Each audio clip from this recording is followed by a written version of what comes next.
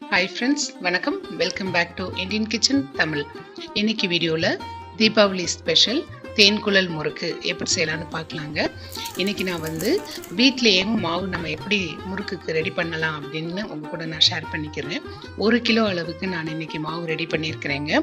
இந்த முறுக்கு மாவை நம்ம இந்த மாதிரி ரெடி பண்ணி வச்சுக்கிட்டோம் அப்படின்னு சொன்னாங்கன்னா நம்ம எப்பெல்லாம் முறுக்கு செய்யணும்னு நினைக்கிறோமோ அப்பெல்லாம் பயன்படுத்திக்க முடியும்.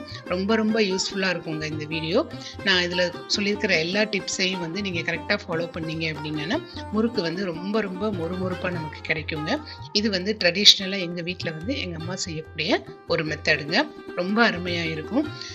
அதே மாதிரி இந்த வீடியோவை நீங்கள் கொஞ்சம் கூட ஸ்கிப் பண்ணாமல் பாருங்கள். வாங்க இன்னைக்கு வீடியோவில் தீபாவளி ஸ்பெஷல் தேன்குழல் முறுக்கு எப்படி செய்யலாம்னு பார்க்கலாங்க. இப்போ முறுக்கு மாவு நம்ம பண்ணுறதுக்கு இந்த மாதிரி ஒரு பெரிய அகலமான ஒரு பாத்திரத்தை எடுத்துக்கோங்க. ஏன்னா நம்ம 1 கிலோ அளவுக்கு மாவு நம்ம இன்னைக்கு ரெடி பண்ண போகிறோம். அதனால கொஞ்சம் பெரிய பாத்திரமா போட்டுக்கோங்க. இப்போ நான் 4 கப் அளவுக்கு பச்சரிசி மாவு சேர்த்துக்கிறேன். இந்த கப்பு ஒவ்வொரு கப்பும் 1/4 கிலோ இருக்குதுங்க. 4 கப்பு போட்டிருக்கிறேன். இது 1 கிலோ மாவு இப்போ நான் எடுத்திருக்கிறேங்க. இந்த பச்சரிசி மாவு பார்த்தீங்கன்னா நான் மாவு பச்சரிசியை பலசரக்கு கடையில் வாங்கிட்டு அதை நல்லா கழுவி வெயிலில் காய வச்சு நல்லா சுத்தம் பண்ணிட்டு ரைஸ் மில்லுக்கு அரைக்கி கொடுத்துருக்குறேங்க. இந்த அளவுக்கு நம்ம அரைச்சிருக்கணும். நீங்கள் வீடியோவில் பார்த்தீங்கன்னா தெரியும். இந்த ரொம்ப நைஸா அரைச்சிருக்கணுங்க. அப்பதான் முறுக்கு படக் படக்குன்னு இல்லாம நல்லா முறுமுறுப்பா நமக்கு கிடைக்கும். அதுவும் போக நீங்க அரைக்கிறதுக்கு முன்னாடி கொஞ்சமா அரிசியை கொடுத்து விடுங்க தனியா. அந்த இதை போட்டு அரைச்சிட்டு அதுக்கப்புறமா நீங்க கொடுத்து விட்ட இந்த பச்சரிசியை போட்டு அரைச்சிக்கோங்க. இல்லாட்டி அதுக்கு முன்னாடி வேற ஏதாவது திரிச்சிருந்தாங்கன்னா இந்த மாவு அப்படியும் ஸ்பாயில் ஆயிரும். அதனால நீங்க முதல்ல வேற அரிசி கொடுத்து விட்டு அதை அரைச்சிட்டு அதுக்கப்புறமா இந்த மாதிரி பச்சரிசியை அரைச்சிக்கோங்க. நல்லா நைஸா அரைச்சிக்கிடணும். வாங்க இப்போ முறுக்குக்கு தேவையான உளுந்து வறுத்துக்கிடலாம். இந்த மாதிரி ஒரு பேன் வச்சுக்கோங்க. இப்போ நான் 1 கப் அளவுக்கு உருட்டு உளுந்து எடுத்திருக்கேன். அதாவது முழு உளுந்து எடுத்திருக்கிறேன். இது தோல் இல்லாத உளுந்து தான் நம்ம எடுத்துக்கணுங்க. கருப்பு உளுந்து எடுக்கக்கூடாது. இது பலசரக்கு கடைகள்ல கிடைக்கும். உருட்டு உளுந்து எடுத்துக்கோங்க. இது 250 கிராம் இருக்குது. அதாவது 4 கப் அரிசி மாவு நான் சேர்த்தேன். 1 கிலோ அரிசி மாவு சேர்த்தேன். அதுக்கு 1/4 கிலோ 250 கிராம் அளவுக்கு உருட்டு உளுந்து எடுத்துக்கோங்க.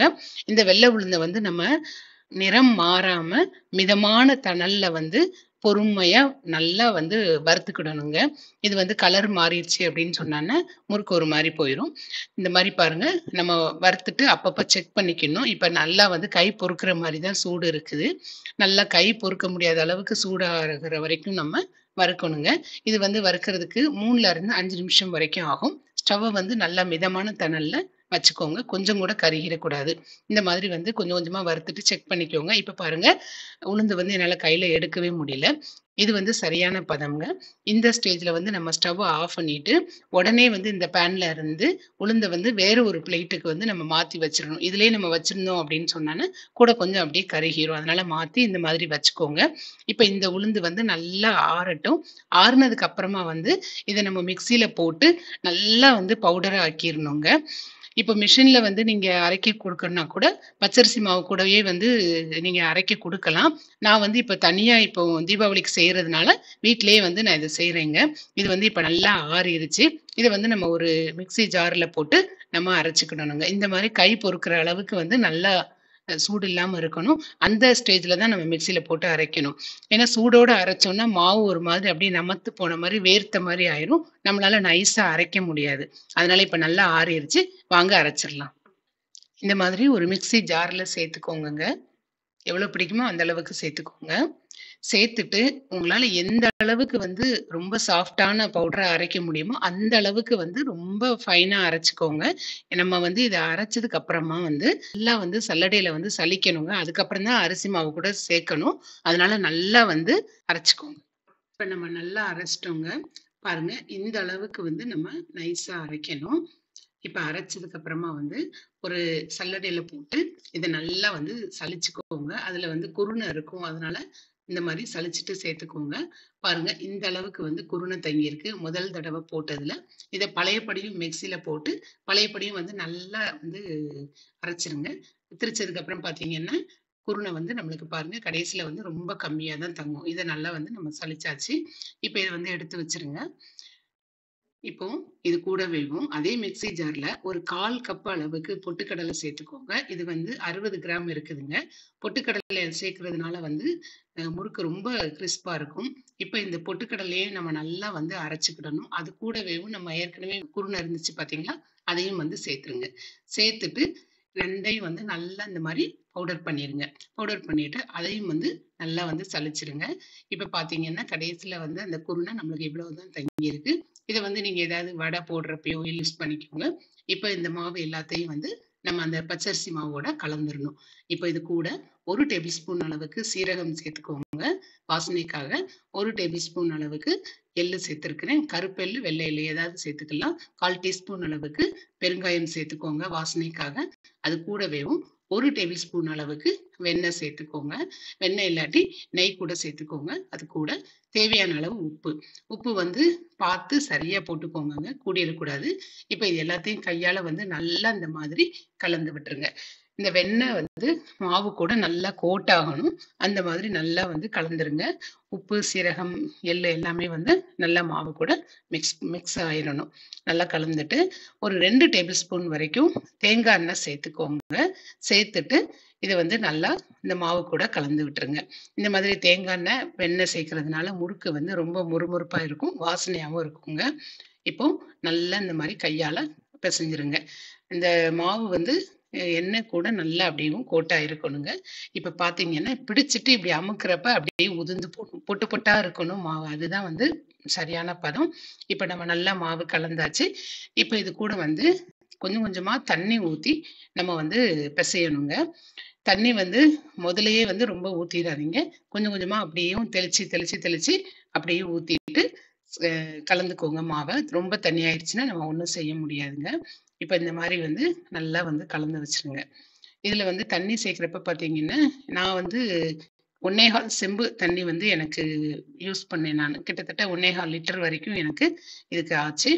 நீங்க வந்து அளவு நம்ம சொல்ல முடியாதுங்க. நீங்க கொஞ்சம் கொஞ்சமா கலந்து அட்ஜஸ்ட் பண்ணிக்கோங்க. இப்ப பாருங்க, இந்த மாரி பதத்துல நம்ம மாவு பெசஞ்சிருக்கணுங்க.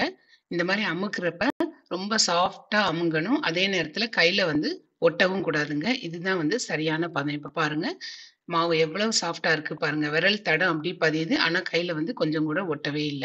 இப்ப கையில லேசா வந்து தேங்காய் எண்ணெய் தடவிட்டு, மாவுல வந்து ஃபுல்லா அப்படியும் தடவிருங்க. மாவு வந்து காஞ்சு போகாம இருக்கணும். அதாவது உலர்ந்து போயிருச்சுன்னா நல்லா இருக்காது. அதனால இந்த மாரி ஒரு லிட் வச்சு மூடி வச்சுருங்க.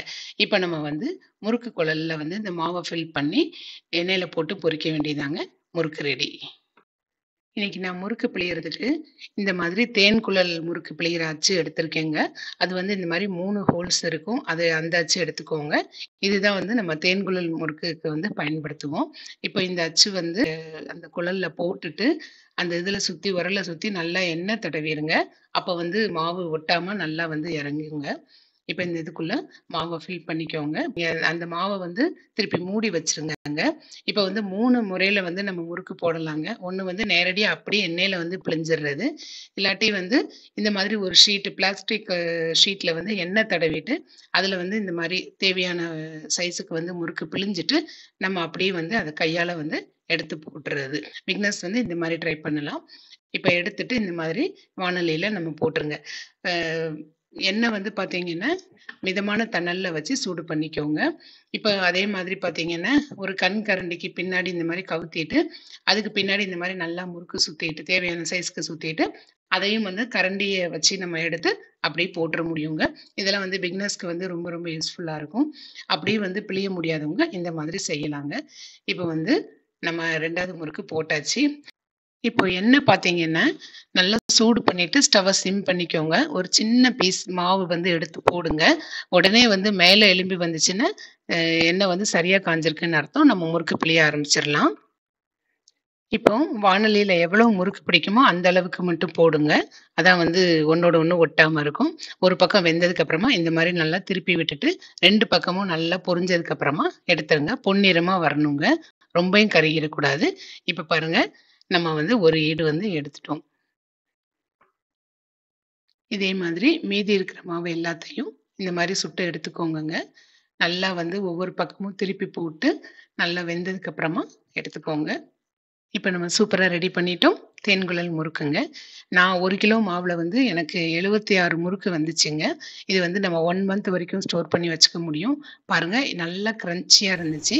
கண்டிப்பா இதே மெத்தட்ல நீங்க இந்த தீபாவளிக்கு செய்யுங்க. இந்த வீடியோ உங்களுக்கு ரொம்ப பிடிச்சிருந்துச்சுன்னா, மறக்காம இந்தியன் கிச்சன் தமிழ் சேனலுக்கு சப்ஸ்கிரைப் பண்ணுங்க. தினம்தோறும் தினம்தோறும் திருமண விருந்து உங்கள் இந்தியன் கிச்சன் தமிழில். Thank you.